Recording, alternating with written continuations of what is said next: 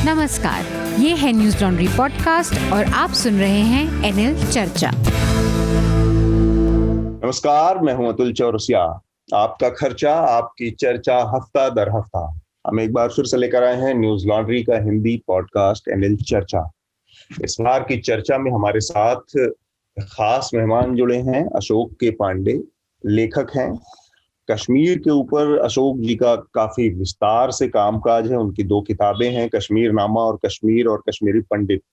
तो आप लोगों को पता ही है कि इस हफ्ते एक बड़ा डेवलपमेंट हुआ है कश्मीर को लेकर। केंद्र सरकार ने जो अलग अलग जो स्टेक होल्डर हैं कश्मीर के, उनसे बातचीत की है और जो राजनीतिक प्रक्रिया वहां पर 2019 में 370 के हटने के बाद से रुक गई थी पूरी तरह से, अब उसमें एक नई शुरुआत हुई है। तो जो गुपकर गठबंधन बना था वहां की कश्मीर की पार्टियों का, उनके साथ और इसके अलावा जो और छोटे मोटे स्टेक होल्डर्स हैं, जम्मू की जो पार्टियां हैं, उन लोगों को, वहां के नेताओं को बुलाकर और एक मीटिंग हुई है। कई सारे उसके पहलू हैं। अशोक जी बहुत ज्यादा बेटर स्थिति में होंगे हमें उन चीजों से अवगत कराने में। तो स्वागत है अशोक जी आपका चर्चा में। नमस्कार अतुल भाई, धन्यवाद। और इसके अलावा हमारे साथ हमारे न्यूज लॉन्ड्री के अपने 2 साथी, हमारे एसोसिएट एडिटर मेघनाद है। मेघनाद, आपका भी स्वागत। नमस्ते अतुल सर। और साथ में हमारे सह संपादक शार्दुल कात्यायन। शार्दुल भोपाल से जुड़ रहे हैं इस बार हमारे साथ। शार्दुल, आपका भी स्वागत है। हेलो। तो इस हफ्ते की जो चर्चा है उसमें महत्वपूर्ण 2-3 विषय हैं जिनमें से एक का तो मैंने जिक्र किया कि कश्मीर की जो स्थिति है, कश्मीर वाली जो हालात हैं, उन पर हम बात करेंगे। जो नया डेवलपमेंट है, पिछले हफ्ते वैक्सीन की ड्राइव हुई, लेकिन मैं बाकी और तमाम जो सुर्खियां हैं, मेघनाद, में चाहूंगा कि एक बार आप हमारे जो श्रोता हैं उनको सुर्खियों से अवगत कराएं, उनको एक बार सुर्खियों की जानकारी दें। और साथ में 2 और छोटी सी जो अनाउंसमेंट हैं वो भी अगर आप हमारे श्रोताओं को बता सकें। जी, पहले मैं अनाउंसमेंट कर देता हूँ। श्रोताओं को हम ये बताना चाहते हैं कि कुछ हमको सवाल आए थे। हमने वो एनएल सेना के बारे में आपसे बात किया था। हमने एक डिकोडिंग कोविड डेटा करके एनएल सेना प्रोजेक्ट डाला है। वहाँ पे एक्चुअली वो पैसे खर्च कैसे करते हैं वो पूछा था एक सवाल। तो मैं बताना चाहूंगा कि ये जो पैसे है वो विवेक कौल जो है, जो एक इकोनॉमिस्ट है और जो एक बड़े ऑथर भी है, उनके फीस में जाएंगे। वो ये स्टोरी करने वाले हैं हमारे लिए। और इसके अलावा ये जो पैसा है वो ट्रांसलेशन, इलस्ट्रेशन, हमारे एक्सप्लेनर वीडियोस जिसका प्रोडक्शन होता है एक्सेट्रा, उसका एडिटिंग और सोशल मीडिया की तरफ भी जाएगा। तो ये ओवरऑल खर्चा हम एनएल सेना के बजट से देंगे। तो इसीलिए ये प्रोजेक्ट डाल के रखा है। दूसरा अनाउंसमेंट ये है कि कुछ लोगों ने पिछले बार का कबीर बेदी का जो एनएल रिसर्च था वो मिस कर दिया। तो मैं उनको बताना चाहूंगा कि एक्चुअली हमारा जो ईमेल है वो शायद आपके प्रमोशंस और स्पैम फोल्डर में जा रहा होगा, तो इसकी वजह से वो लिंक आपसे मिस हो गया होगा।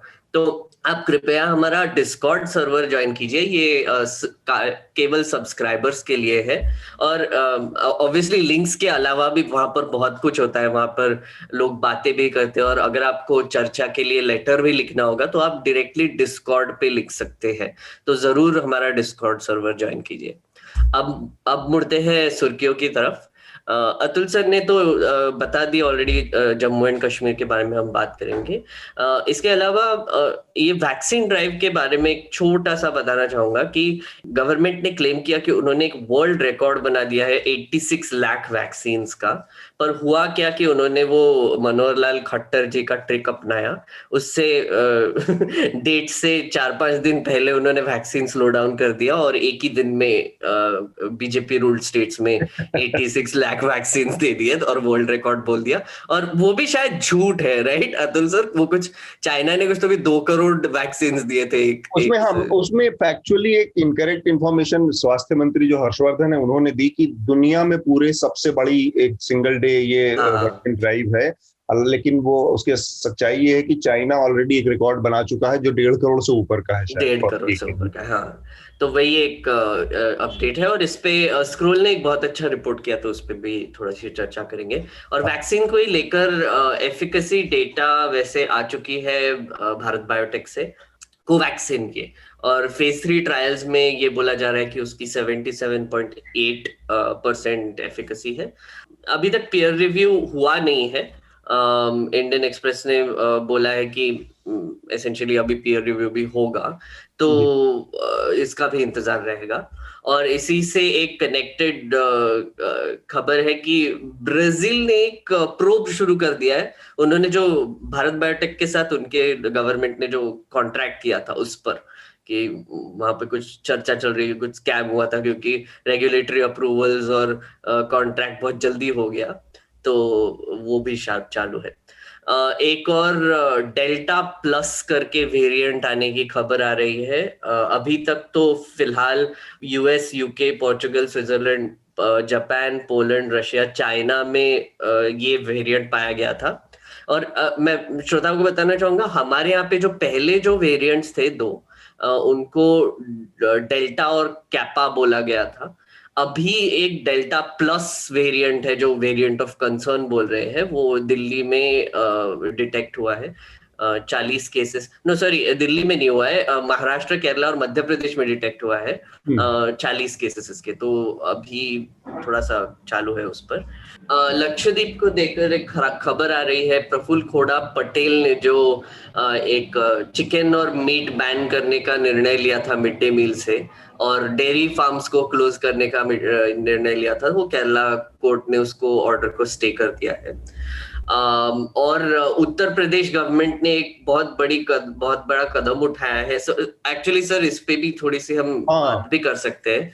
कन्वर्जन का जो मुद्दा है ना, हाँ, उन्होंने, गवर्नमेंट ने अब डायरेक्ट किया है स्टेट पुलिस को कि किसी ने रिलीजियस कन्वर्जन का कोई मामला मिला तो उनपे नेशनल सिक्योरिटी एक्ट लगाया जाए। एंटी टेररिज्म स्क्वाड को बोला है कि उनको इन्वेस्टिगेट किया जाए। तो मतलब ये कौन से डायरेक्शन में जा रहा है समझ में ही नहीं आ रहा है कभी कभी। अर्नब गोस्वामी के खिलाफ दूसरी चार्जशीट जारी कर दी गई है। टीआरपी स्कैम को लेकर मुंबई पुलिस ने कर दी है।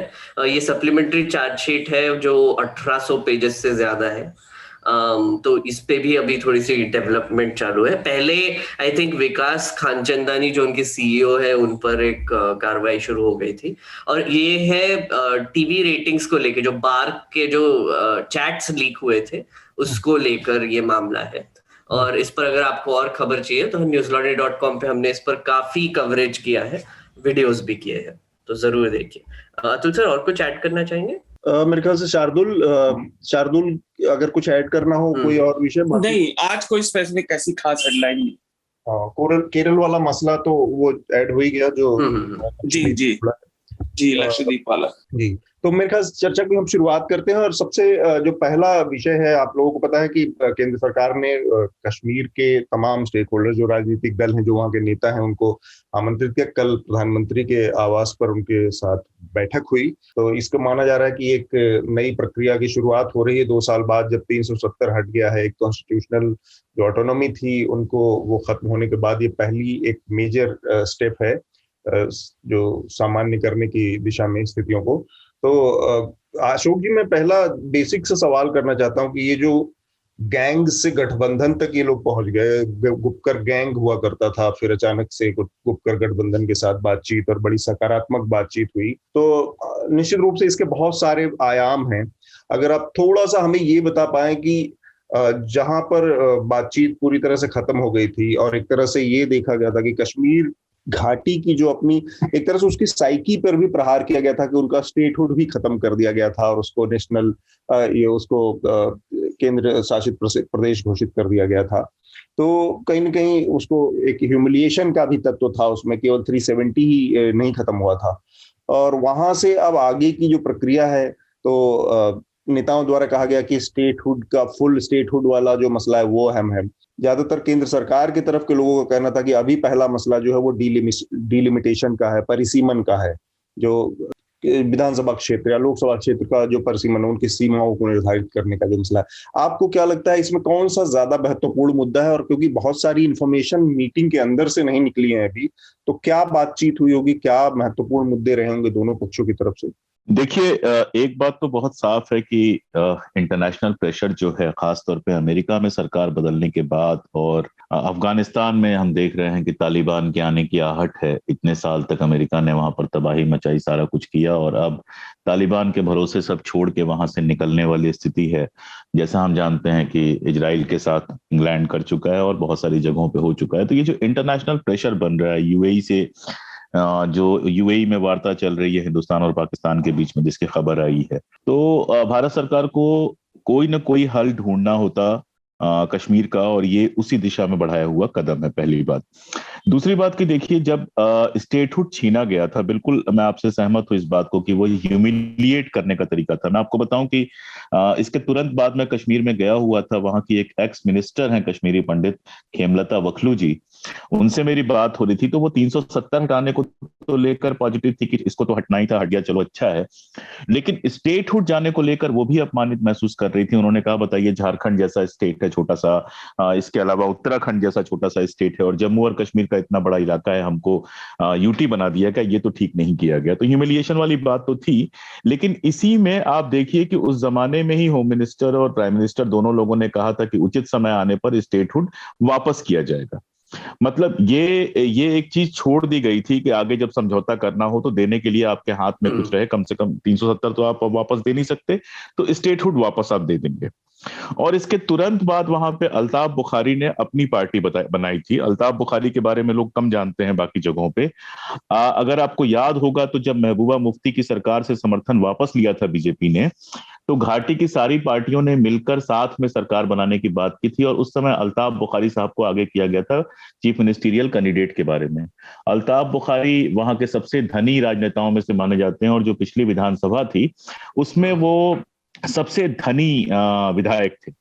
तो उन्होंने एक पार्टी बनाई, अपनी पार्टी, और अपनी पार्टी के बारे में स्टेट में लोग बिल्कुल क्लियर थे। मैं उसके बाद वहां गया था और काफी लोगों से बात हुई थी, तो सभी लोग क्लियर थे कि ये पूरा का पूरा सेंट्रल गवर्नमेंट का प्रायोजित काम है। उन्होंने ये पार्टी बनवाई है, और अल्ताफ बुखारी का जो पूरा कैरेक्टर है उसको देखते हुए ये कोई बड़ी बात है भी नहीं।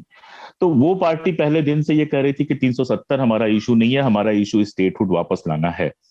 और उस समय जिस तरह के बयानात आए थे, ऐसा लगा था कि अगर अगले जो चुनाव होने हैं वहां पर, छोटे जो स्थानीय चुनाव हुए थे, अगर उसमें अपनी पार्टी ने ढंग से प्रदर्शन किया होता तो शायद उसको फ्रंट में रखा जाता। लेकिन अपनी पार्टी भी चुकी। और आप देखिए बीडीसी वाले इलेक्शन में जब बाकी लोग आए, एनसी वगैरह सारे आए, एनसी और पीडीपी ने मिलकर चुनाव लड़ा, तो घाटी के अंदर बीजेपी कोई खास प्रदर्शन नहीं कर पाई, और जम्मू में भी उसका प्रदर्शन उस स्तर का नहीं रहा जैसी उसकी उम्मीद थी। तो एक जो ये कोशिश थी कि वहां पे पॉलिटिकल क्लाउड बनाया जाए और ऐसा कुछ हो कि बीजेपी की सरकार आ जाए, उसमें थोड़ा धक्का तो लगा।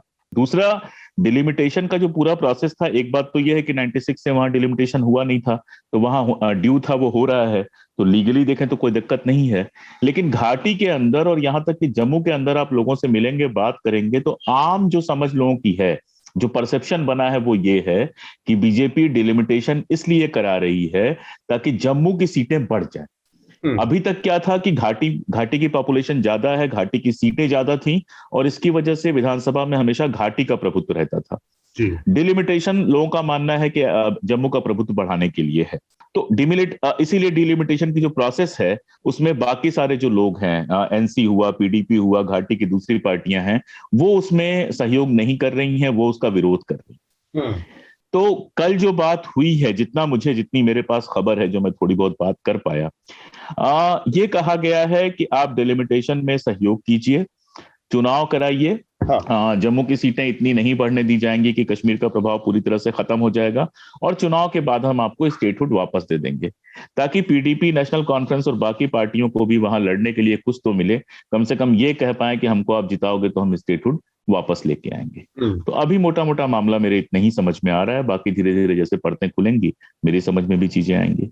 तो मेघनाद और शार्दुल से भी पहले शुरुआती एक कमेंट ले लिया जाए कि ये जिस तरह से बातचीत की प्रक्रिया शुरू हुई है, तो बड़ी इसको एक सकारात्मक दिशा में जरूर देखना चाहिए। लेकिन इसके और भी कुछ पहलू हैं। अशोक जी, मेरे ख्याल से आप ज्यादा बेहतर तरीके से बता पाएंगे, लेकिन पहले मैं चाहता हूं कि मेघनाद और शार्दुल की टिप्पणियां इसमें शामिल हो जाएं। जो एक मसला था, किस तरह से ये जब मेरे ख्याल से पंचायत के चुनाव के वक्त की बात है, जब कांग्रेस पार्टी ने इसमें लोगों का एक गठबंधन बनाने की कोशिश की थी, और बीडीसी वाले इलेक्शन में, बीडीसी वाले में, और जिस तरह से मतलब कि जो भारतीय जनता पार्टी का पूरा जो राजनीतिक विजन है वो इतना नैरो और संकीर्ण है कि कश्मीर एक बहुत, जिसको कहते हैं ना, बहुत संवेदनशील मसला है, बहुत फ्रेजाइल किस्म का। वहाँ की पॉलिटिक्स को बहुत नाजुक तरीके से मैनेज करने की जरूरत है। एक तरफ चीन है, दूसरी तरफ पाकिस्तान। उस चीज को केवल और केवल जो अल्ट्रा नेशनलिज्म और रेटोरिक, उस नजरिए से देखने के अलावा लगता है कि बीजेपी के पास कोई विजन ही नहीं है कश्मीर के लिए। मतलब जिस तरह से एक अलायंस बनता और वहां के लोग उस पॉलिटिकल प्रोसेस में शामिल होते, बजाय उसको इन्होंने कांग्रेस के ऊपर इतना बुरी तरह से हमला किया कि ये एंटी नेशनल्स का एक ग्रुप बना रहे हैं या ये देशद्रोहियों के साथ मिले हुए हैं। कांग्रेस डिफेंसिव हो गई। तो एक तरह से जो कश्मीर से जुड़ने की जो बेसिक प्रक्रिया है कि आप उसमें थोड़ा सा पॉलिटिकली सेंसिटिव नजरिए से देखिए, वो चीज का भारतीय जनता पार्टी केंद्र में सरकार होते हुए पूरी तरह से अभाव है। मेघनाथ शार्दुल और फिर अशोक जी से फिर इस पर टिप्पणी ली। मैं ये सकारात्मक तो बोलूंगा, आपने जैसे कहा कि एक सकारात्मक कदम है, पर मुझे लगता है कि ये बहुत लेट हो गया।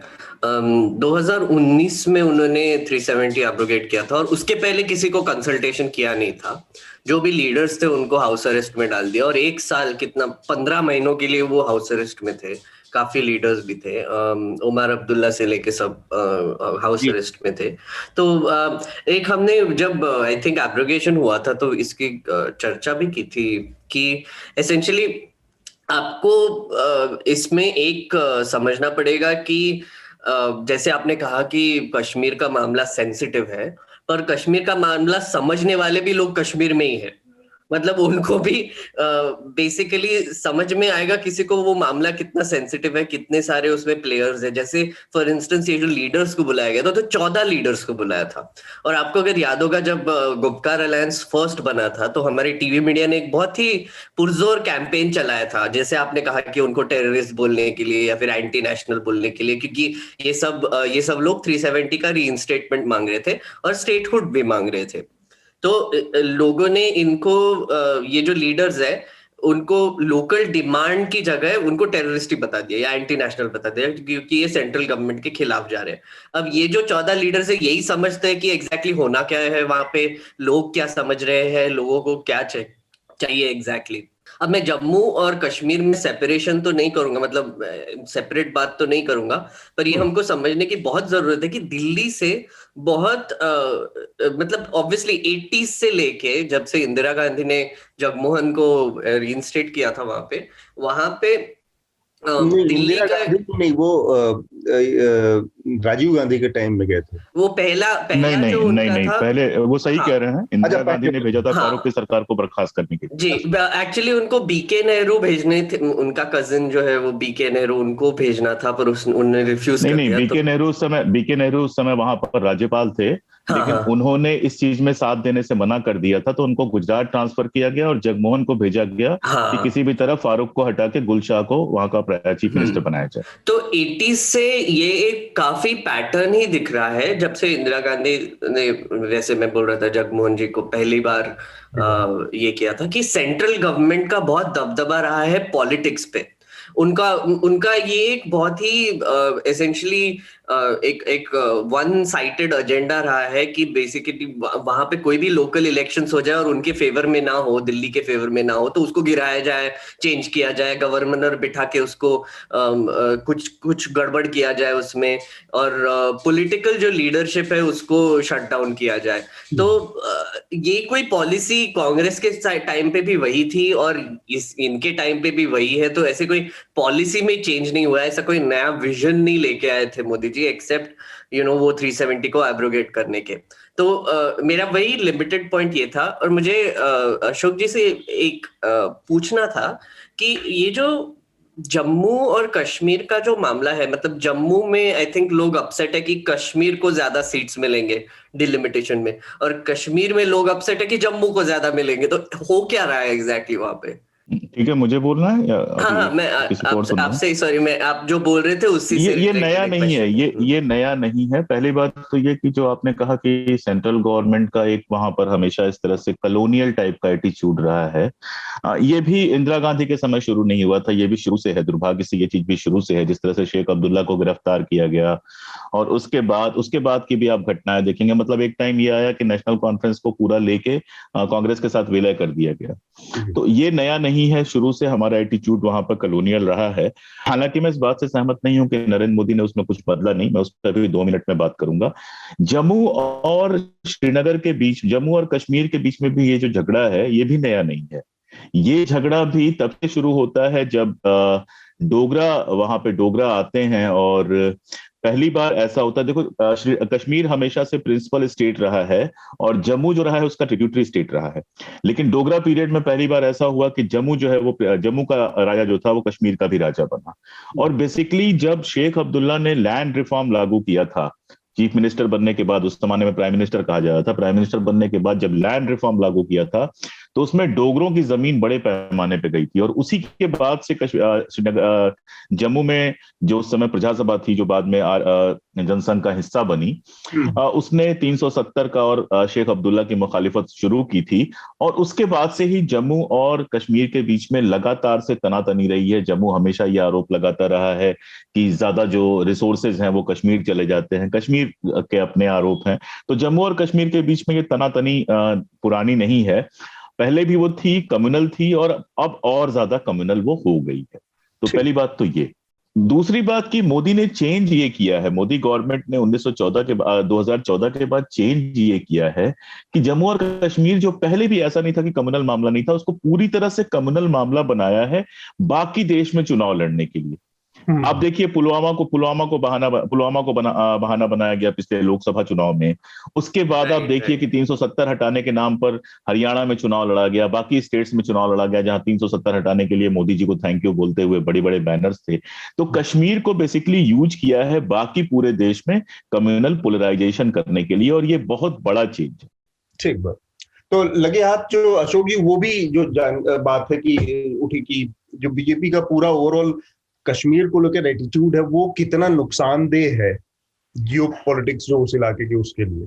देखिए, होता क्या है ना, जैसे मान लीजिए कि आप रोज कहने लगे अतुल भाई कि अशोक जी आप कश्मीर के सबसे बड़े विद्वान हैं, आप कश्मीर के सबसे बड़े विद्वान हैं, और मैं एक दिन मानना शुरू कर दूं कि मैं कश्मीर का सबसे बड़ा विद्वान हूं, तो वहीं से तबाही शुरू होती है। इस बात को हम लोग समझते हैं। अपने बनाए परसेप्शन में आप उलझ जाते हैं। आरएसएस का अपना बनाया परसेप्शन रहा कि वहां सब बदमाश हैं और डंडे के जोर पर सबको ठीक कर दिया जाएगा।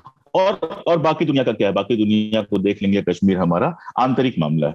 न तो कश्मीर के जो इंटरनेशनल मामले की लीगैलिटी है उसको समझने की कोशिश की गई, न ये समझने की कोशिश की गई कि कश्मीर में जो पूरा का पूरा पॉलिटिकल स्पेस है वो 2 हिस्सों में बटा हुआ है। एक तो सीधे सीधे एंटी इंडिया है, जिसका एक हिस्सा प्रो पाकिस्तान है, और दूसरा वो है जो 370 वगैरह का समर्थन करने के बावजूद जिसको वहां पे कॉन्स्टिट्यूशनल, जो संविधान में भरोसा रखते, जो चुनाव लड़ते हैं, जैसे कि महबूबा मुफ्ती, या फिर आपके जैसे अब महबूबा मुफ्ती के जो फादर थे, वो जब कांग्रेस छोड़ के जनता दल में आए तो सबको लगा था कि लौट के जब जाएंगे वहां पे कश्मीर में तो वो जम के हिंदुस्तान के खिलाफ बोलेंगे, लेकिन हिंदुस्तान के खिलाफ कभी उन्होंने एक लफ्ज नहीं बोला। तो ये जो पॉलिटिकल पार्टियां हैं, यही पॉलिटिकल पार्टियां हैं जो वहां हिंदुस्तान की नामलेवा हैं, जो हिंदुस्तान के संविधान पर चुनाव लड़ती हैं, और उनके पास एक सहारा था 370। वो कहती थी कि 370 को हम नहीं जाने देंगे, स्वायत्ता बनाए रखेंगे, और इसी के बेस पर वहां पर वो अपने समर्थन अपने लिए जुटाती थी।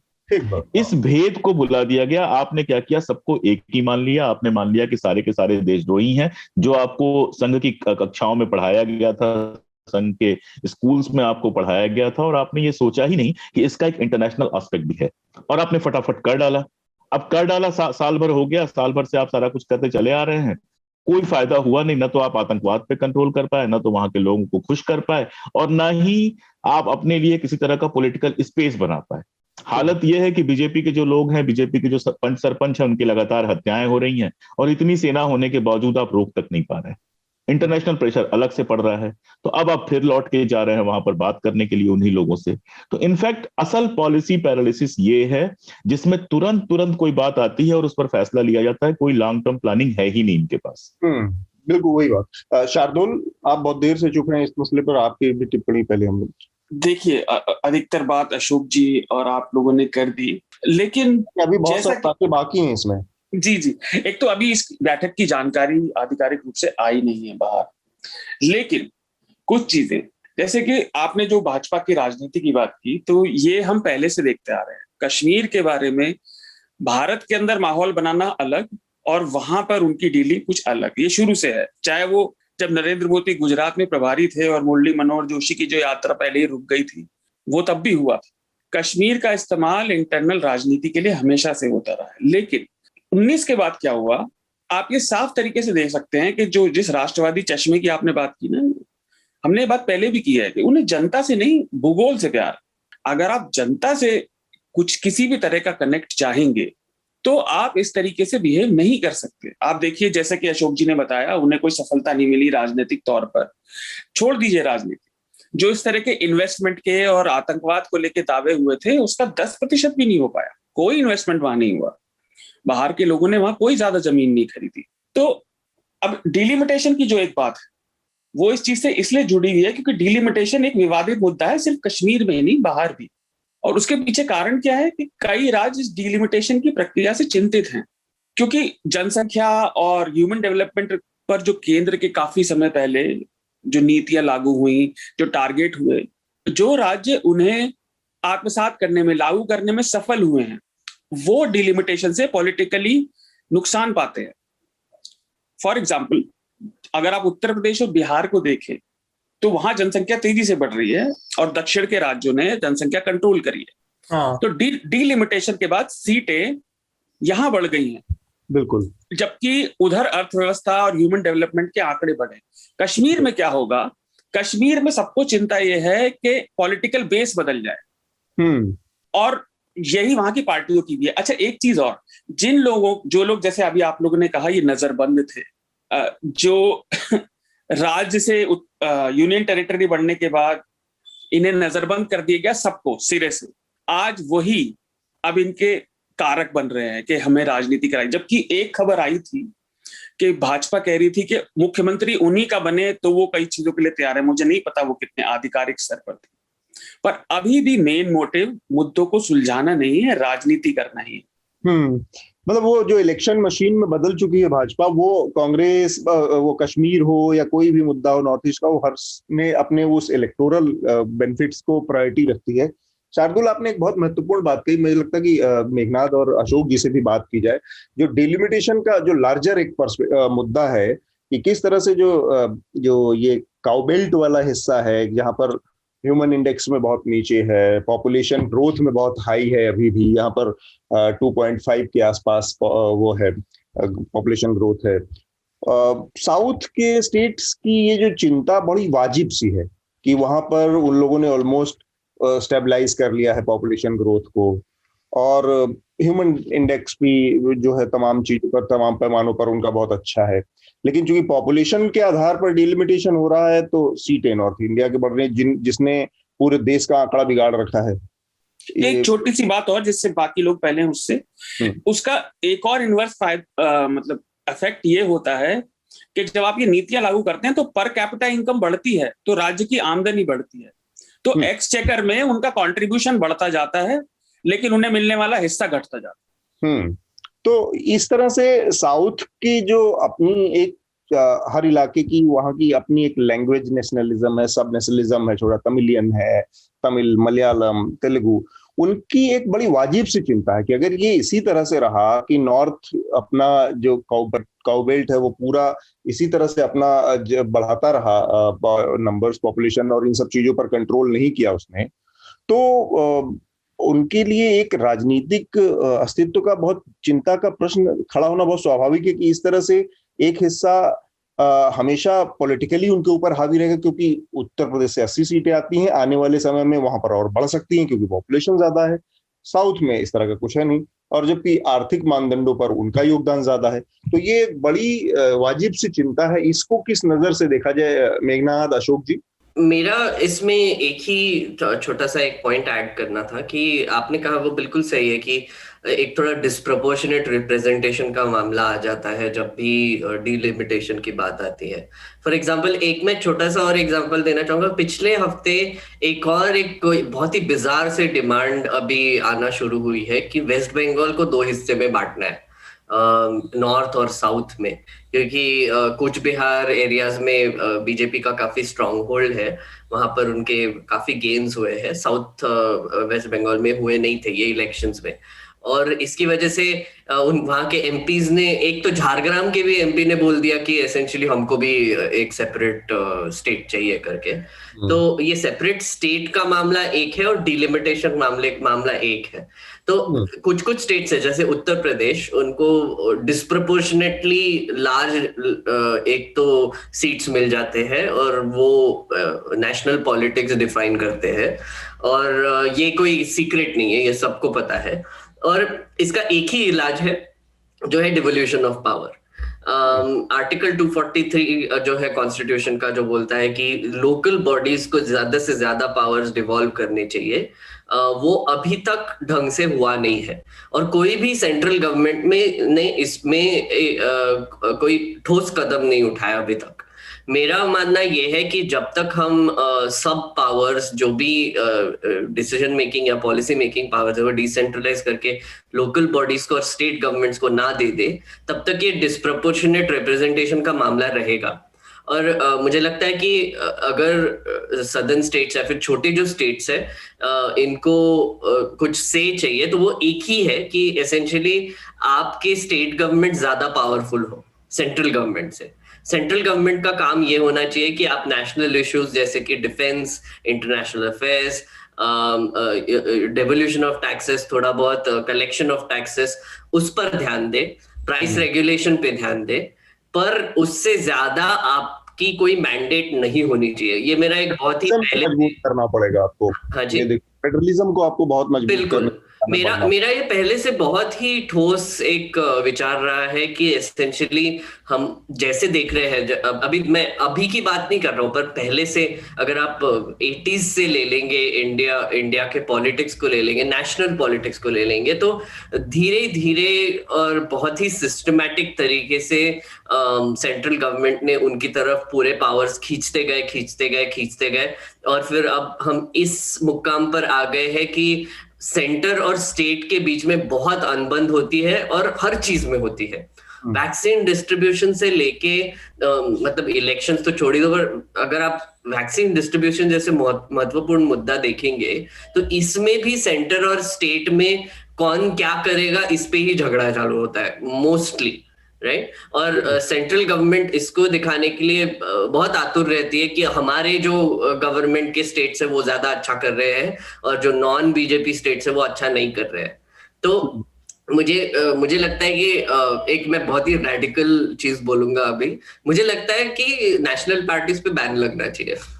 मुझे लगता है कि बस रीजनल पार्टीज होने चाहिए इंडिया में, ताकि वो डिसेंट्रलाइज्ड रिप्रेजेंटेशन कर पाए और नेशनल अलायंस की सेंटर में। हाँ एग्जैक्टली, लाइक कोएलिशन गवर्नमेंट्स बने सेंटर में, और आई थिंक वही एक वे फॉरवर्ड है। अशोक जी, आपका इस पर प्रतिक्रिया क्या है? नेशनल पार्टी पे बैन लगाने पर तो मैं बिल्कुल सहमत नहीं हूँ, क्योंकि ये अलग अलग तरह की बहुत सारी समस्याएं पैदा करेगा। और अगर आप नेशनल पार्टी पे बैन लगा भी देते हैं तो जिस रीजन की पॉपुलेशन ज्यादा होगी, चाहे जो भी वजह हो, उसका रिप्रेजेंटेशन ज्यादा होगा। बहुत सिंपल सी बात है, उससे कोई बड़ा फर्क नहीं पड़ने वाला है। इवन पार्टीज के भीतर भी, नेशनल पार्टी भले हो, लेकिन पार्टीज के भीतर भी जहां से अधिक एमपी होते हैं वहां का प्रेशर तो होता ही है।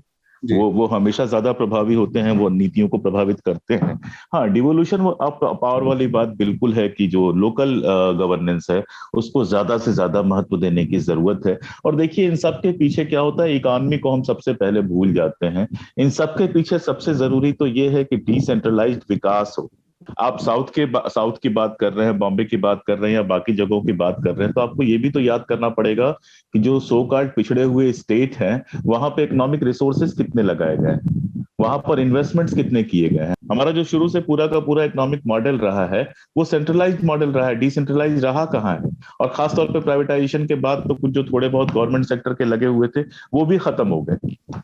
तो मुझे लगता है कि इसका असल सोल्यूशन तो लॉन्ग टर्म में इसी में हो सकता है कि डेवलपमेंट जो है वो सारे जगहों पर इक्विटेबल डेवलपमेंट जैसी कुछ चीज की जाए, और जो आना जाना है लोगों का उसको पूरी तरह से मतलब खोला जाए, ताकि कई सारी चीजें हैं इसमें, जैसे की जा सकती है बात इस पर, लेकिन मुझे लगता है ये बहुत कश्मीर के सेंस में ये मामला जो है वो काफी अलग हो जाता है। कश्मीर से ही हम लोगों ने बात शुरू की थी। कश्मीर के सेंस में ये मामला काफी अलग हो जाता है। पॉपुलेशन के साथ साथ एरिया को भी शामिल करने की बात चल रही है और भी बहुत सारी चीजें हैं। कश्मीर में जो डिलिमिटेशन का प्रोसेस है वो इतना सीधा साधा नहीं है। अगर वो सीधा साधा होता तो शायद किसी को प्रॉब्लम नहीं होती, लेकिन उसमें जो एरिया को शामिल करने की बात हो रही है, बाकी सारी चीजों को शामिल करने की बात हो रही है। जम्मू के अंदर जैसे लोगों का कहना है कि ऐसी कोशिश हो रही है कि जो मुस्लिम बहुल सीटें हैं उनको ऐसे उनका परिसीमन किया जाए कि वो मुस्लिम बहुल ना रह जाए। ये सारी चीजें दिक्कत तलब चीजें हैं। अगर साइंटिफिक तरीके से परिसीमन होता तो शायद किसी को कोई परेशानी नहीं होती। ठीक बात। तो मेरे ख्याल से इसका एक और चीज है जिस पर थोड़ी सी हमें बात कर लेनी चाहिए। आपने शुरुआत में जिक्र किया अशोक जी की जो अंतर्राष्ट्रीय परिस्थितियां बदली, अमेरिका में जो सत्ता का बदलाव हुआ और ट्रंप से जो बाइडेन की ओर सत्ता गई है, उसका भी एक बड़ा असर है। ये जो बातचीत शुरू हुई है उसने भी बड़ी भूमिका निभाई है, और चूंकि भारत की भूमिका अफगानिस्तान को लेकर भी महत्वपूर्ण हो गई है, वहाँ की अस्थिरता का कश्मीर पर बहुत असर पड़ने की संभावना है।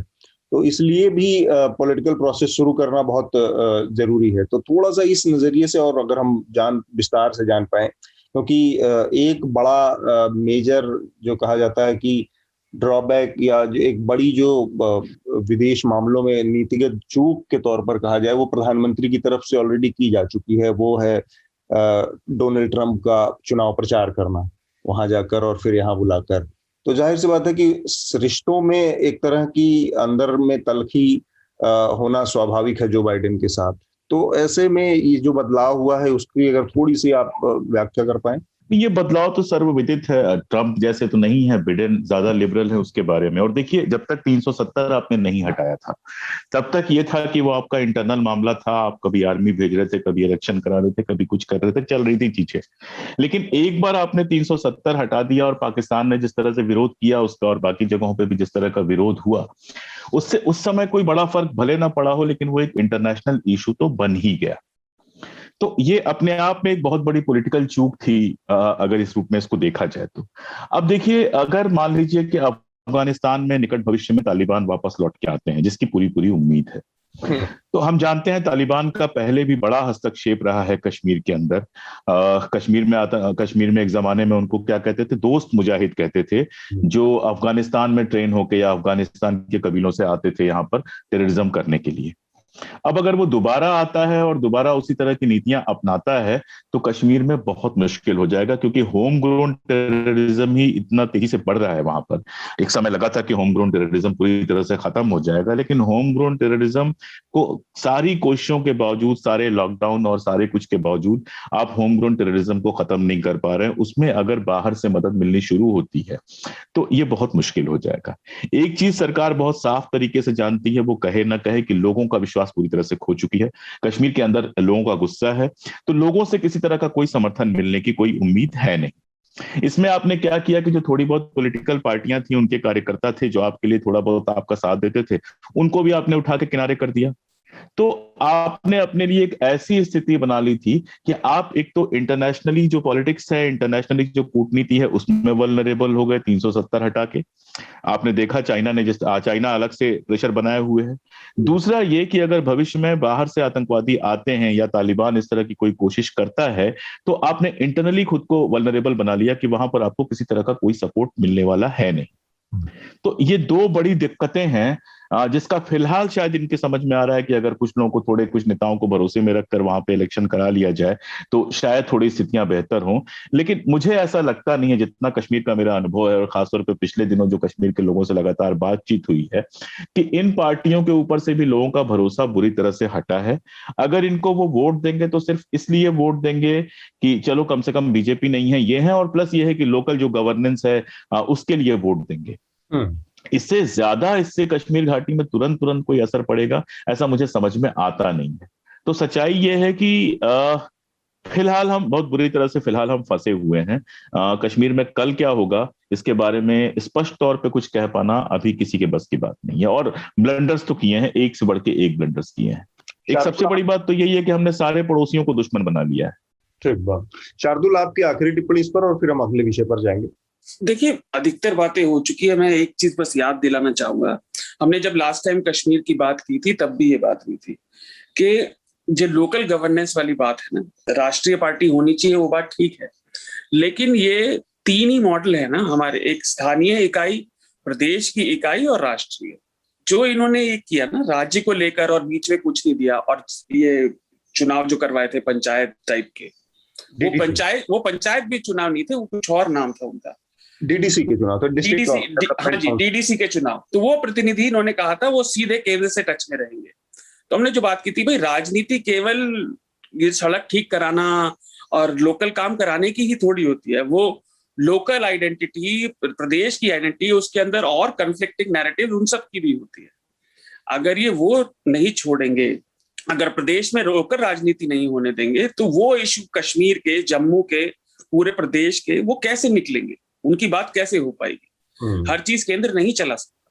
ठीक है, चलिए, मेरे ख्याल से इस पर हमने काफी विस्तार से बातचीत की है और आगे जब भी इस पे और डेवलपमेंट होंगे तो हम फिर से इस विषय पर बातचीत करेंगे, क्योंकि ये हमारे समय का एक बहुत महत्वपूर्ण मसला है, कश्मीर का मुद्दा। और हाल फिलहाल में ये कहीं किसी किनारे, किसी सिरे लगता हुआ अभी नहीं दिख रहा है, तो इसमें जो भी चीजें होंगी हम बातचीत करते रहेंगे। एक और घटना पिछले हफ्ते हुई, बड़े पैमाने पर वैक्सीनेशन की ड्राइव की गई है। मेघनाथ ने उसका जिक्र किया कि किस तरह से स्लो डाउन किया गया बहुत सारे राज्यों में जो बीजेपी शासित राज्य थे। और फिर 21 तारीख को जो वैक्सीनेशन ड्राइव का दिन था, उस दिन 86 पॉइंट कुछ 86 लाख करीब वैक्सीन लोगों को दी गई। तो इस रिकॉर्ड में मेरे ख्याल से मेजर जो चीज ये वो यही आई निकल के कि ज्यादातर भाजपा के शासित जो राज्य थे, उन्होंने शुरुआत के ड्राइव से पहले के 2-3 दिनों में पूरी तरह से वैक्सीन ड्राइव को डिप कर दिया था। तो ये एक रिपोर्ट इससे रिलेटेड स्क्रॉल पे आई है, सुप्रिया शर्मा ने की है। जो और दूसरा महत्वपूर्ण मुद्दा है, मुझे लगता है उस पर बात करनी चाहिए, और वो है उत्तर प्रदेश में एक बार फिर से हिंदू मुस्लिम पॉलिटिक्स नए सिरे से शुरू हुई है धर्मांतरण को लेकर। और जो एंटी टेररिज्म स्क्वाड है ATS उत्तर प्रदेश का, उसने दिल्ली से 2 लोगों को गिरफ्तार किया और उनके ऊपर ये आरोप लगे हैं कि वो धर्मांतरण का काम कर रहे थे, संगठित रूप से एक धर्मांतरण की कोई इकाई चला रहे थे। और वहां पर उनका आरोप है कि 100 से ज्यादा लोगों को उन्होंने अब तक धर्मांतरित किया है, तो उनका धर्म बदलकर हिंदू से मुस्लिम धर्म में कन्वर्ट किया है। तो इस घटना के बाद उत्तर प्रदेश के मुख्यमंत्री योगी आदित्यनाथ का बहुत एकदम जो तयशुदा फॉर्मेट है, उसी अंदाज में उनका बयान आया है कि ज्यादातर उनके बयान इस तरह के मामलों में सिर्फ एक ही तरह के होते हैं, UAPA लगा दो या NSA लगा दो या ठोक दो। तो इसी तर्ज पर उन्होंने फिर से बयान दिया है कि जो भी इस तरह की कार्रवाई में लिप्त पाए जाए उनके खिलाफ NSA लगाया जाए। मेघनाथ, अगर थोड़ा सा आप और इस मामले को हमें बता पाएंगे कि ये पूरा मसला किस तरह से सामने आया है और इसमें कितनी गंभीरता है, अभी कितने तथ्य निकल कर आए हैं? क्योंकि मैं ज्यादा इस मामले को नहीं फॉलो कर पाया, लेकिन उसकी पत्नी का बयान सुना है, जो एक गौतम करके है, गिरफ्तार हुआ आदमी, उमर गौतम नाम है जिसका। उसका ये कहना है कि ये पूरी तरह से झूठ और बनाया हुआ केस है इसमें, और उनके पति एक NGO जैसा चलाते हैं जिसमें वो ऐसे लोगों को हेल्प करते थे जो घरों से भागे हैं, जिनके परिवार शादियों के लिए राजी नहीं है, इस तरह के लोगों की हेल्प करते थे। ATS का ये जो अभी तक शुरुआती बयान है, उसमें ये कहा जा रहा है कि इनको पाकिस्तान से फंडिंग हुई है। टिपिकल जो हमने अब तक देखा है, सच्चाई भी हो सकती है उसमें, लेकिन वो अभी जांच के बाद और कोर्ट के फैसले तक उसका इंतजार करना चाहिए। तो ये सारी बातें आई हैं। मेघनाथ, इसमें अगर आप हमें थोड़ा और विस्तार से जानकारी दे पाएं इस पूरे धर्मांतरण के मुद्दे को। इसका एक और जो पहलू है वो बहुत महत्वपूर्ण है कि उत्तर प्रदेश में अगले 7-8 महीनों के अंदर में विधानसभा के चुनाव होने हैं।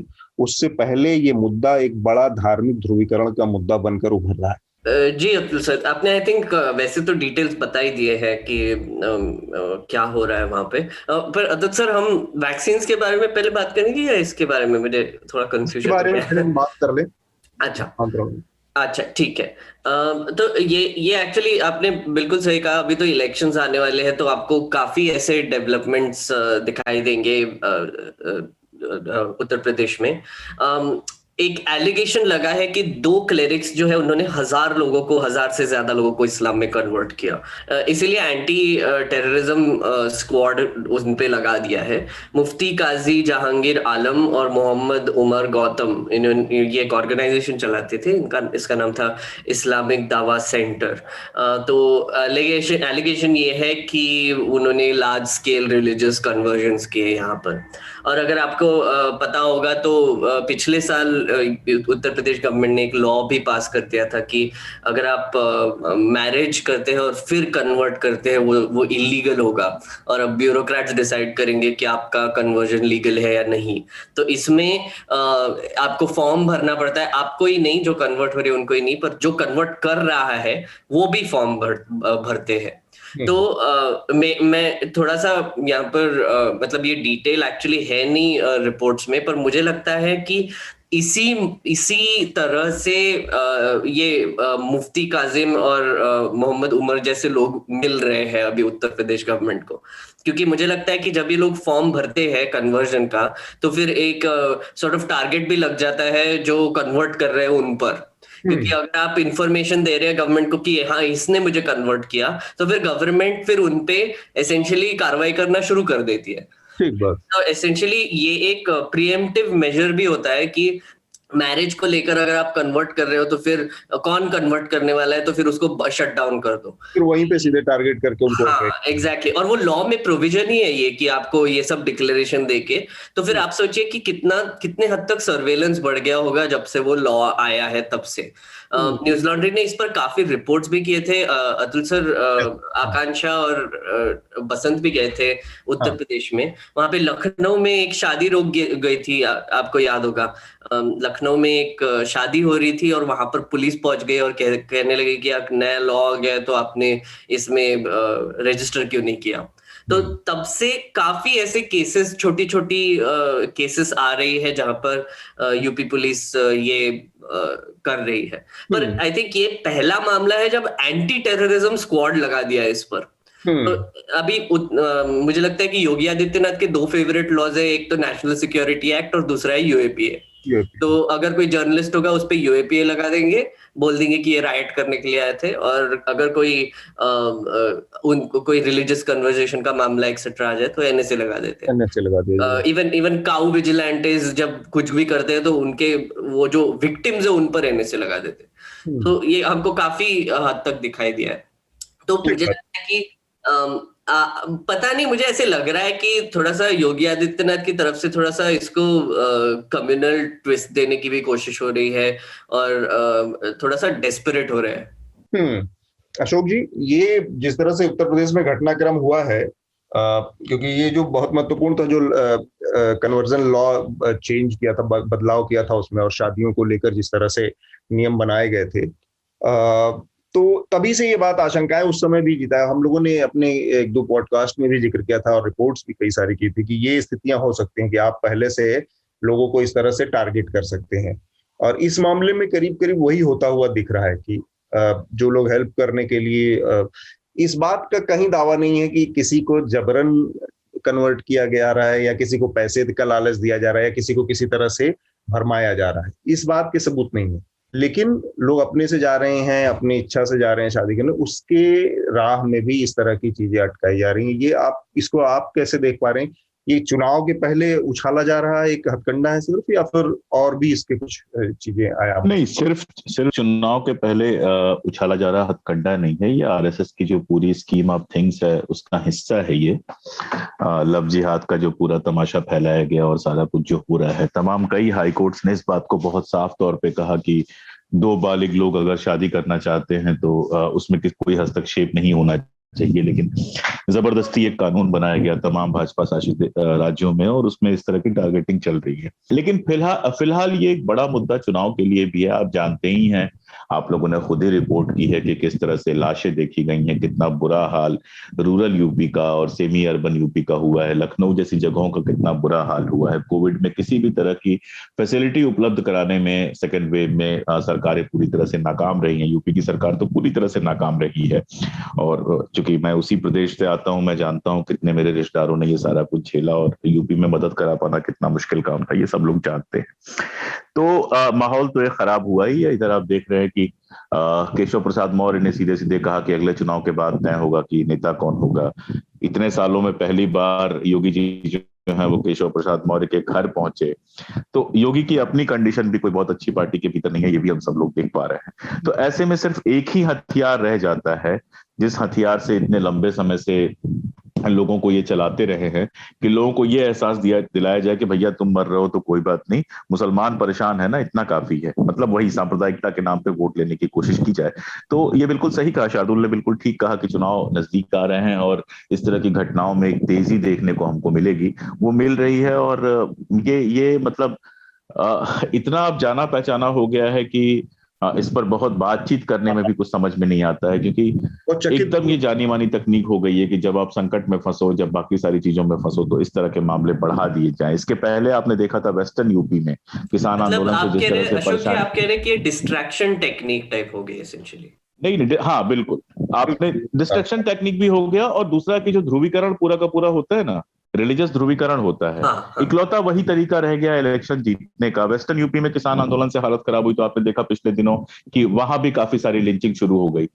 पर बंगाल में इसका कुछ असर नहीं हुआ, मतलब बंगाल में भी उन्होंने यही बंगाल डिफरेंट है। बंगाल में देखिए नेशनलिज्म और सब नेशनलिज्म का मामला एक तो होता है, दूसरा बंगाल में सबके बावजूद उनका पार्टी काडर उतना मजबूत नहीं है। ज्यादातर काडर जो था वो दूसरी पार्टियों से आया हुआ था, उस तरह का आधार वहां पर नहीं था। यूपी का एक दूसरा मामला है। यूपी में एक तो उनका काडर बहुत मजबूत है, दूसरा यूपी ज्यादा हाईली कम्युनलाइज्ड स्टेट फिलहाल है हमारे सामने। तो यूपी का मामला थोड़ा वहां से काफी अलग होगा बंगाल से। मैं ये नहीं कह रहा हूं कि इसके बेस पे वो चुनाव जीत जाएंगे, लेकिन यूपी में ये उतना निष्प्रभावी नहीं होगा जितना कि बंगाल में रहा। और बंगाल में भी आप देखिए उनकी सीटें तो बढ़ी ही, चुनाव भले नहीं जीत पाए। अगर पिछले परफॉर्मेंस से आप तुलना करेंगे तो जबरदस्त परफॉर्मेंस था। बिल्कुल, पर पंचायत इलेक्शंस में उनका परफॉर्मेंस खराब था ना, मतलब बीजेपी का यूपी में। पंचायत इलेक्शन पे किसान आंदोलन का सीधा असर पड़ा था, उसके अलावा भी बहुत सारी चीजें। तो देखिए पंचायत जो इलेक्शंस होते हैं ना, सबके बावजूद वो उतना पार्टी लाइन पे नहीं होते हैं, वो बहुत लोकल लेवल के होते हैं, लोकल मुद्दों पे होते हैं, तो उस तरह से पार्टी लेवल पे वो होते नहीं है।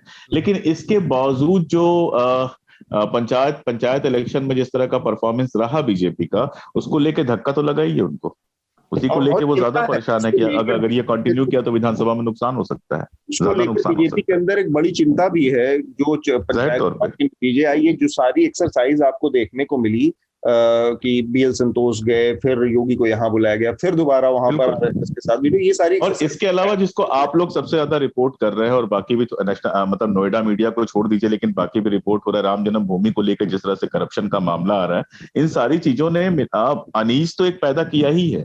हाँ, तो उससे पार पाने का इकलौता तरीका है कि कम्युनल इलेक्शंस किए जाएं, कम्युनल ध्रुवीकरण किया जाए। ये एक्चुअली सेगवे अच्छा है। मैं श्रोताओं को बताना चाहूंगा कि हमारा अभी तीसरा रिपोर्ट आ चुका है ये मामले पे, लैंड के मामले पे। अतुल सर थोड़ा सा मैं बता दूं इस पे। हाँ, अयोध्या की। लेकिन उसके पहले मैं 2 लाइन बोलना चाहूंगा। इंटरनल है तो आप तो बोलेंगे ही, मैं बाहर से बोलना चाहूंगा कि मेरे अपने देखने में पिछले कुछ सालों में ये सबसे शानदार इन्वेस्टिगेटिव जर्नलिज्म का उदाहरण है, जिस तरह से आप लोगों ने काम किया है। मैं अतुल जी से अलग से कह ही चुका हूं, आप सब लोगों से कह रहा हूं, पूरी टीम के लिए, कि शानदार आप लोगों ने ये काम किया है। और मुझे प्रभाष जोशी के समय का जनसत्ता और इंडियन एक्सप्रेस याद आ रहा था, जिस तरह से वो रिपोर्ट्स ढूंढ के ले आते थे और अब वेट करते थे। एंड kudos for that, शानदार रिपोर्ट्स हैं। Yes thank you. तो हमारे श्रोता सुन रहे हैं, वो भी जाने कि देखिए हम लोग ठीक ठाक काम कर रहे हैं, ईमानदारी से काम कर रहे हैं। जो हमें आपका सब्सक्रिप्शन चाहिए, आप ये सारी रिपोर्ट आप ही के समर्थन से हुई है, क्योंकि अल्टीमेटली आप ही लोगों के सब्सक्रिप्शन से न्यूज लॉन्ड्री चल रहा है। हम कहीं कोई विज्ञापन नहीं लेते, किसी कॉर्पोरेट का विज्ञापन हम नहीं लेते, किसी सरकार का विज्ञापन नहीं लेते, सिर्फ अपने सब्सक्राइबर्स के लिए।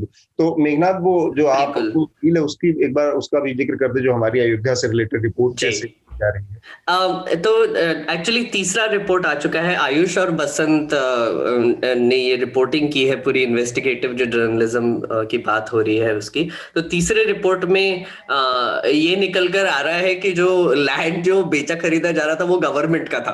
तो एक मतलब एक और नया ट्विस्ट आता जाता है, मतलब जैसे जैसे आयुष और बसंत इसमें और डीप जाते हैं, तो मतलब इतना पेचीदा मामला हो गया है।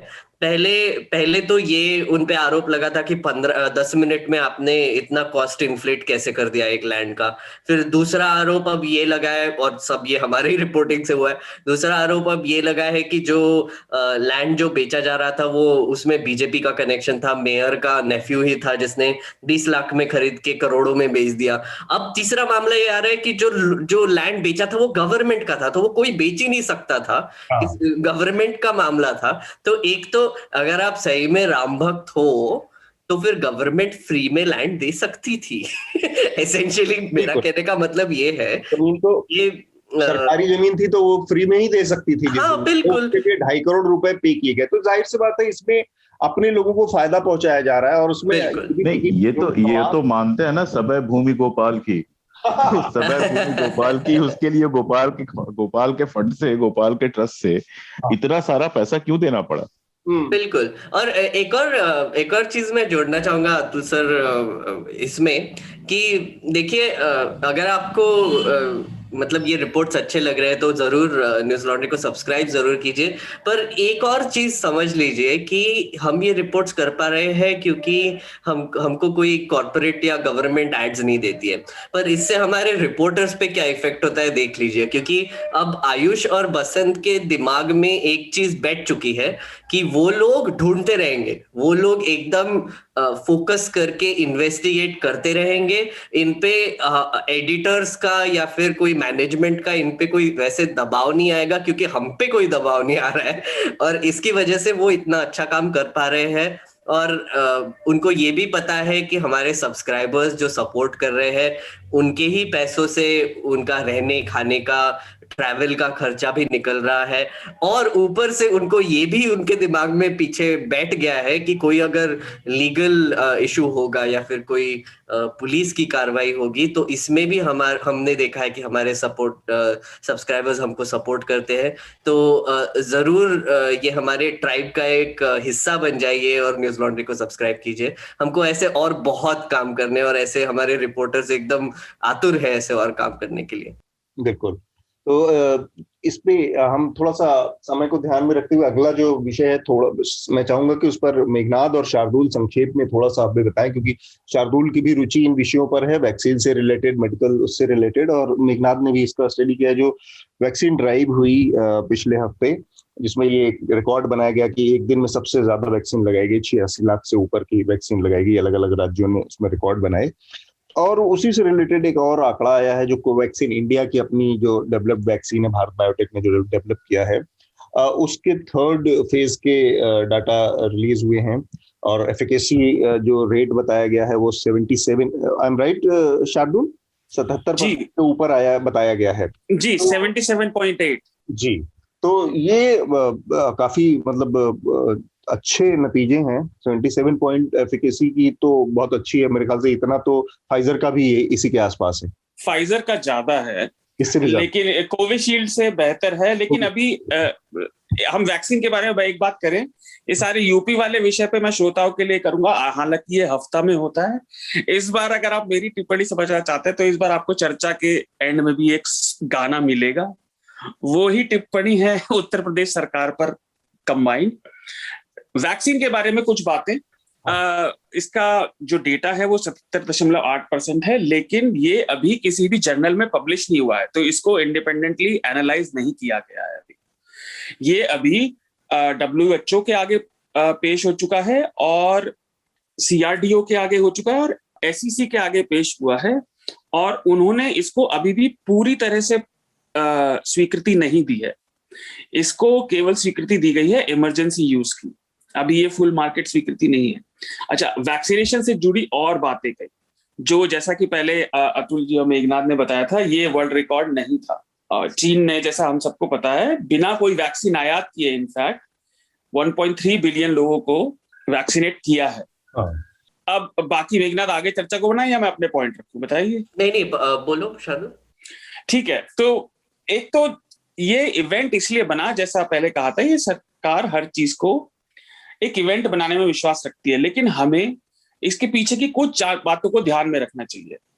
यहाँ असली दिक्कत जो है वो राज्यों के इंटेंशन की नहीं है, वैक्सीन अवेलेबिलिटी की है, वैक्सीन की सप्लाई के इश्यूज। जैसे कि रशियन स्पुतनिक अभी कुछ ज्यादा इस्तेमाल में आई नहीं है। हमारी उम्मीद ये है देश में कि नोवावैक्स को मंजूरी मिल जाए जिससे टारगेट पूरे हो सके। अच्छा, ये डेटा अभी भी पूरी तरह से पब्लिक डोमेन में नहीं है, वो सीक्रेसी में श्राउडेड है। तो कुछ जानकारी इसके बारे में बात करते हुए सभी को ध्यान में रखनी चाहिए। जैसा हमने पहले भी कहा था, शायद 1-2 हफ्ते पहले, कि जुलाई तक का भारत सरकार का टारगेट 30 करोड़ लोगों को वैक्सीनेट करने का था, यानी 60 करोड़ डोज। अभी तक उसका आधा भी नहीं हुआ।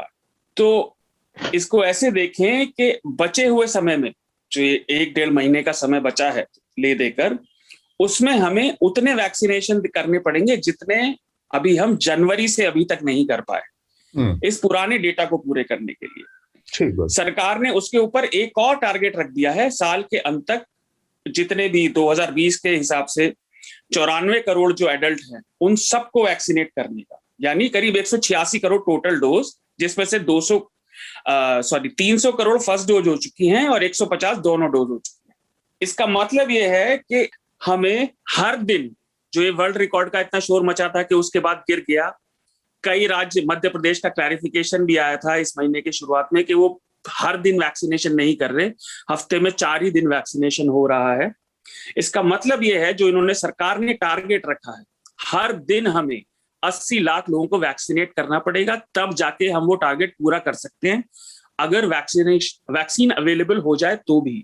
ठीक बात है। मेघनाथ, आप क्या कहना चाह रहे? तो अभी तक शार्दुल बिल्कुल सही कहा। एक्चुअली 80 लाख का टारगेट अभी भी बहुत एम्बिशियस है, क्योंकि अभी तो एवरेज अगर आप देखें तो 30 से 32 लाख, मतलब 28 to 32 लाख के बीच में डेली वैक्सीन अभी लग रहे हैं। और सेकेंड डोज का तो मामला कुछ और ही है, क्योंकि उसके रेगुलेशंस चेंज होते रहते हैं।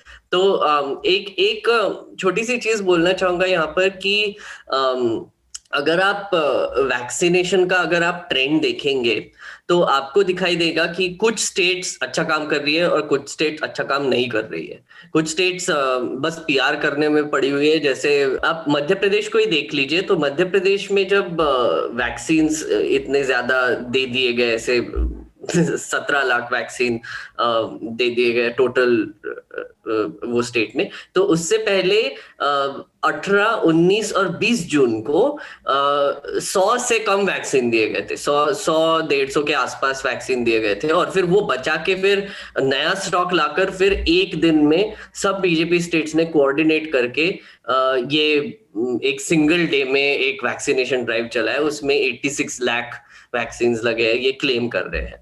तो आप सोचिए कि वैक्सीनेशन जैसे मामले में भी अगर ये पीआर करने पे तुले हुए हैं कि आपको एक इमेज सुधारनी है, क्योंकि इतना क्रिटिसिज्म हुआ है इनका वैक्सीन ड्राइव को लेकर, पॉलिसीज को लेकर।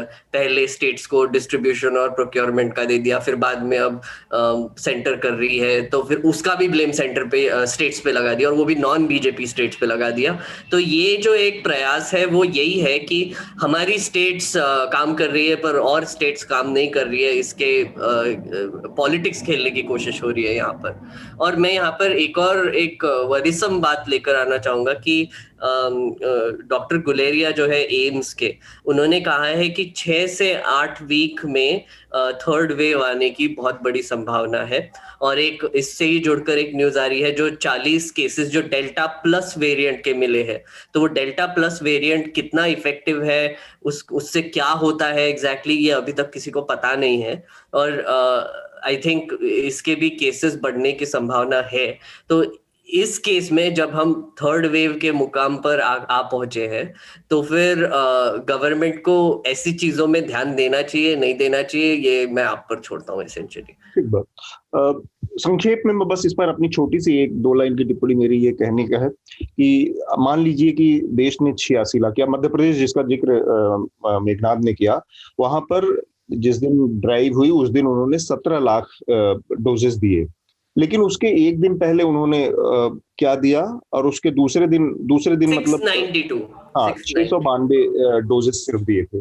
तो मसला ये है कि आपके पास वैक्सीन देने के लिए अवेलेबिलिटी नहीं है, ये बात साबित हो रही है। आप इवेंट बना के एक दिन में 17 लाख देते हैं, अगले दिन केवल 600 लोगों को वैक्सीन देते हैं।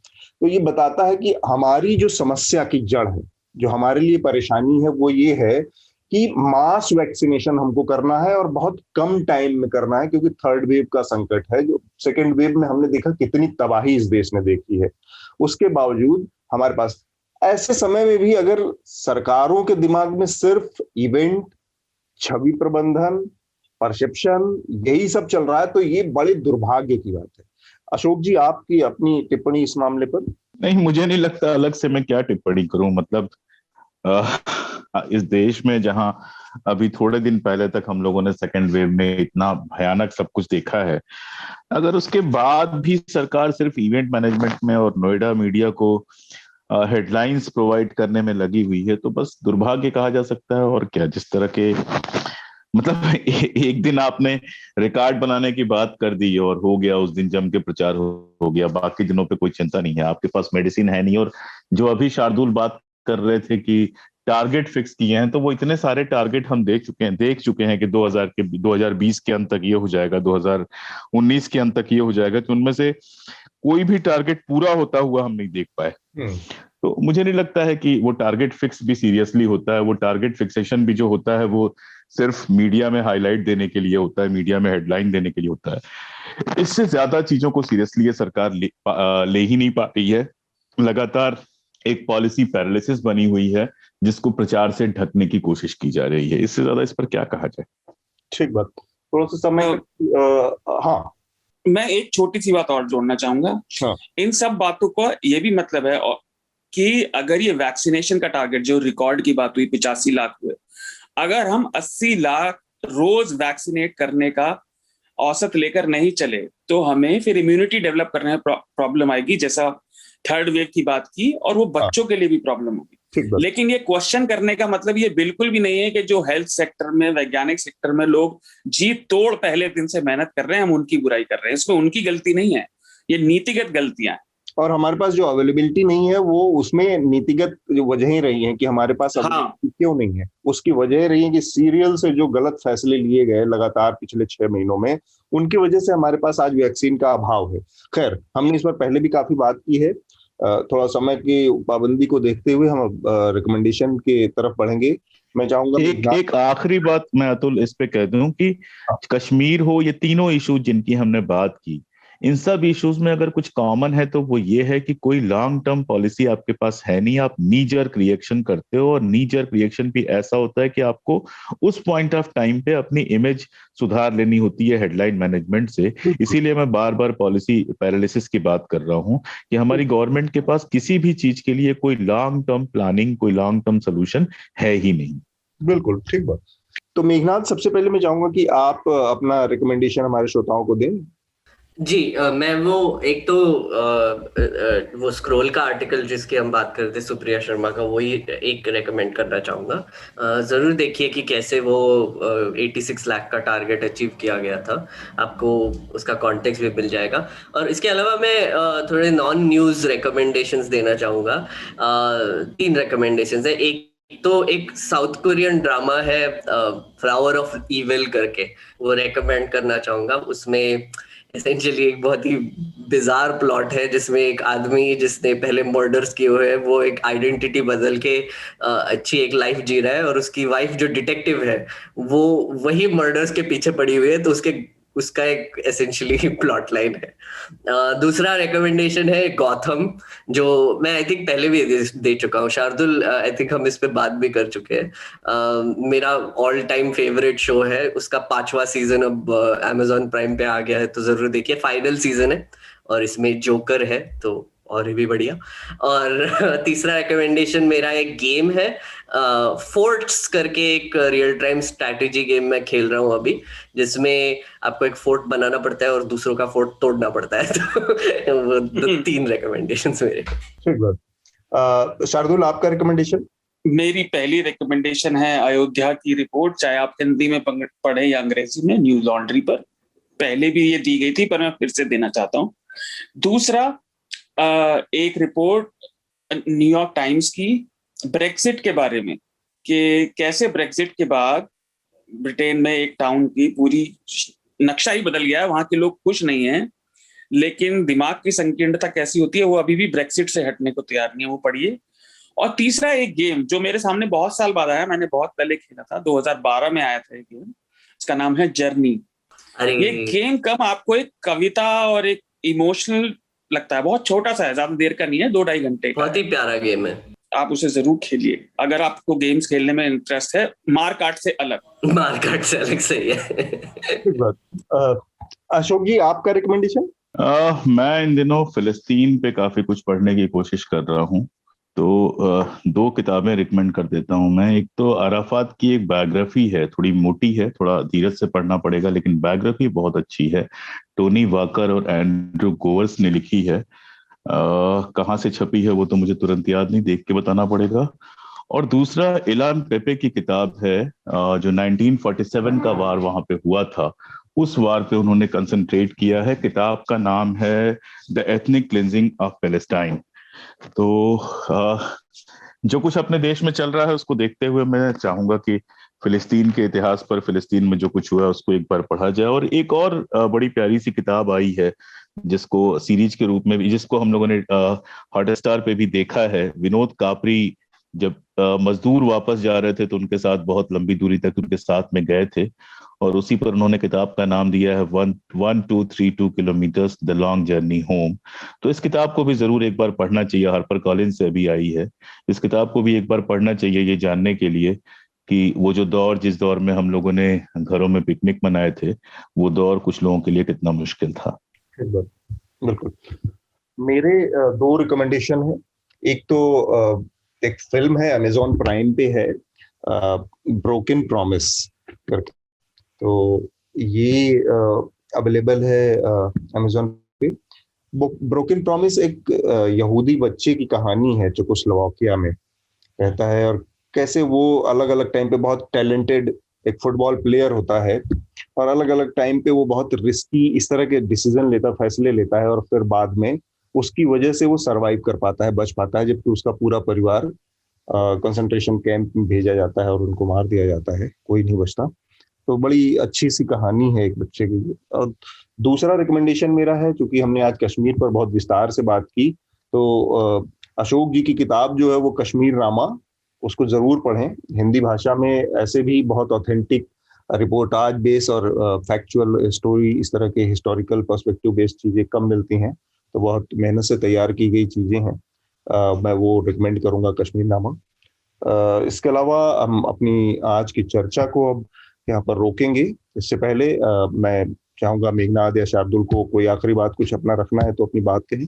मैं एक रिकमेंडेशन मिस हो गया मुझसे, वो ही देना चाहूंगा।